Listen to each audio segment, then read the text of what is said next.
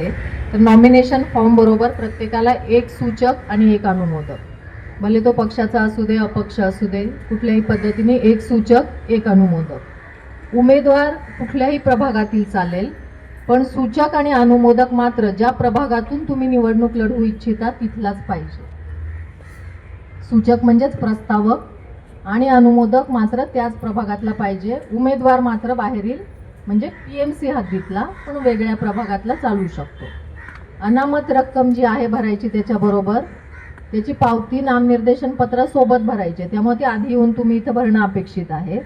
उद्यापासून ती भरून घेण्याची सोय केलेली आहे. सर्वसाधारण उमेदवारांसाठी अनामत रक्कम आहे 5,000 रुपये, महिला आणि राखीव प्रवर्गासाठी आहे 2,500 रुपये. एखादी महिला किंवा एखादा राखीव प्रवर्गातला उमेदवार जर सर्वसाधारण जागेवरून उभा राहत असेल तर त्याला देखील 2,500च लागू होते. म्हणजे तो सर्वसाधारण जागेवरून उभा राहतोय म्हणून 5,000 भरायचे नाहीत, मात्र तो त्या राखीव प्रवर्गातला आहे याच्यासाठी कास्ट सर्टिफिकेट आम्हाला द्यावं लागेल तसं. तर अनामत रकमेबाबत जे शंका असतात त्याविषयी. त्यानंतर निवडणूक चिन्हांविषयी आपल्याला जी ही माहिती पुस्तिका आहे त्यात पूर्ण माहिती आहे. यावेळी निवडणूक आयोगाने जे पूर्वी आपण स्थानिक स्वराज्य संस्थात पक्षांची नावं म्हणजे पक्ष आणि ते न बघता सरळ आडनावानुसार घ्यायचो, ते यावेळी माननीय राज्य निवडणूक आयोगाने चेंज केलंय.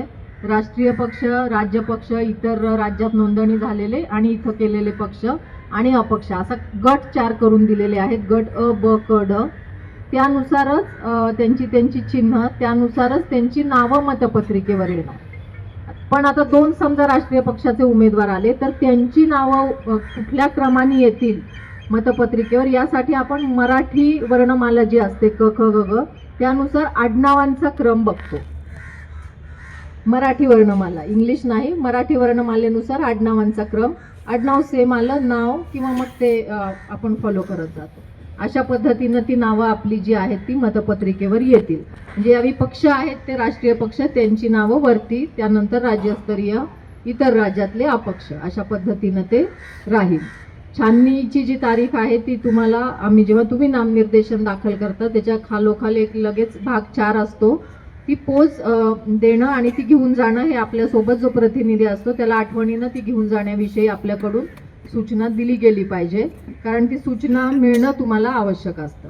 छाननीच्या दिवशी आपण शक्यतो एक प्रभाग वाईज छाननी करणार आणि ते छाननीच्या आधी तशीच काही गरज पडली तर आपण तसं तुम्हाला वेगळं कळवतो देखील. त्यानंतर मागे घेणं उमेदवारी आणि याविषयी मगाशी सांगितलं, मगाशी माईक नव्हता त्यामुळे काही ऐकू आलं नसेल आणि इतरही काही प्रश्न असतील याविषयी एकूणच, तर मला वाटतं आता विचारावेत तुम्ही. एक काय झालंय, सगळ्या ऑनलाईन असल्यामुळे थोडासा टेक्निकल थोडासा इश्यू मागे पुढे येतोय, डाउनलोडिंगला अडचण होतीये किंवा इतर काही टेक्निकल सुद्धा महापालिकेचा प्रयत्न सुरू आहे एकल खिडकीद्वारे आणि त्या तुम्हाला तत्काळ मिळतील यासाठी आम्ही आपलं टॅक्स उमेदवाराच्या प्रायव्हेट गाड्या आहेत त्याची परमिशन घ्यायची गरज आहे का आणि खर्चामध्ये लागू होती.